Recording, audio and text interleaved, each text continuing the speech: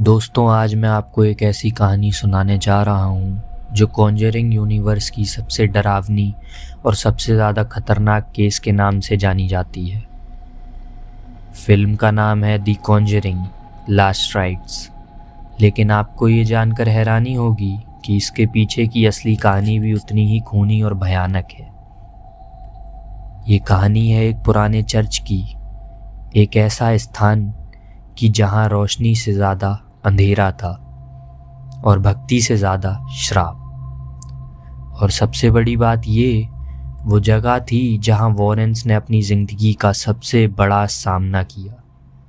आज मैं आपको लेकर चलता हूँ उस रात में जहाँ इंसान और शैतान के बीच आखिरी लड़ाई हुई थी।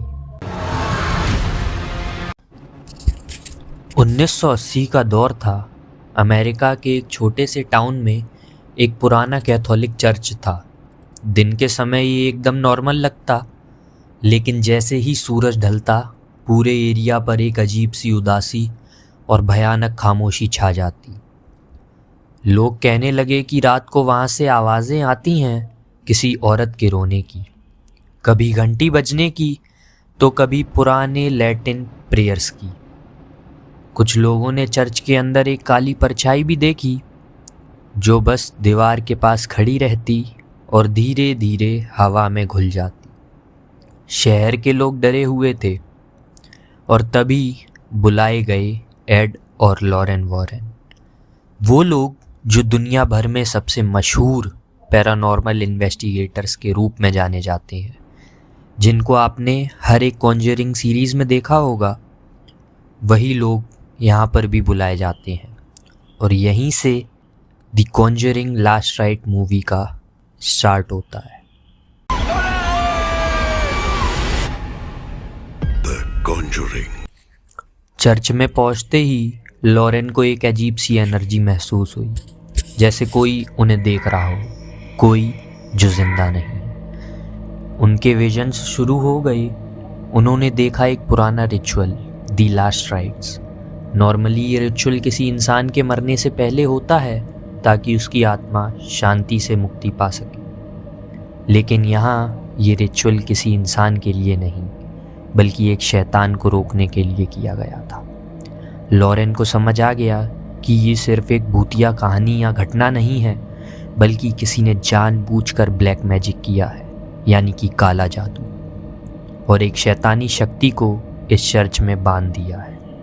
और सबसे खतरनाक बात ये थी, वो शक्ति इंसानों के शरीर पर कब्जा करने लगती है। लोग कहते थे कि जो भी चर्च में ज़्यादा देर रुकता उसकी आवाज़ बदल जाती और आँखों में अजीब सा अंधेरा भर जाता, जैसे कि उसे किसी ने पोजेस कर लिया हो। यहाँ एक दुष्ट आत्मा का साया है जिसे मैंने पहले भी महसूस किया है।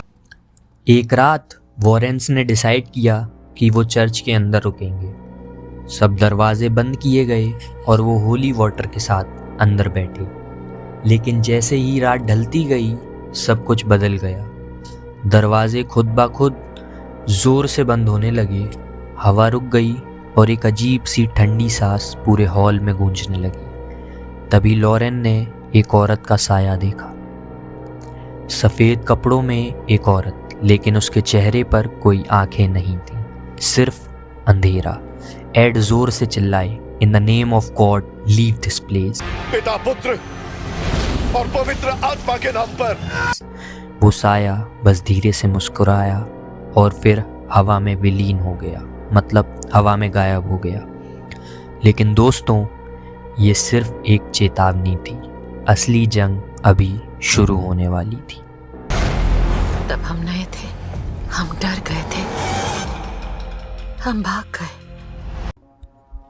अगली सुबह वॉरेंस ने रिचुअल शुरू किया, द लास्ट राइट्स।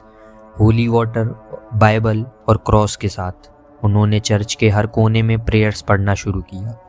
लेकिन जैसे जैसे रिचुअल बढ़ता गया, चर्च में आंधी सी चलने लगी। दीवार पर खून जैसे निशान उभरने लगे और लोगों की चीखें गूंजने लगीं, जैसे कोई अंदर से चिल्ला रहा हो। एक काला साया एड पर हमला करता है और उन्हें पीछे फेंक देता है। सब कुछ खत्म। लॉरेन घुटनों के बल गिर जाती हैं, मगर उनके होठों पर प्रार्थना चलती रहती है।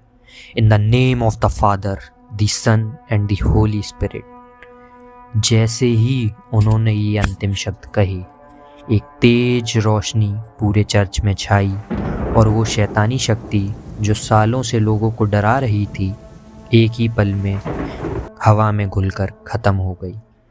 लास्ट राइट्स सफल रहा, मगर वॉरेन्स के लिए ये केस सबसे भयानक था।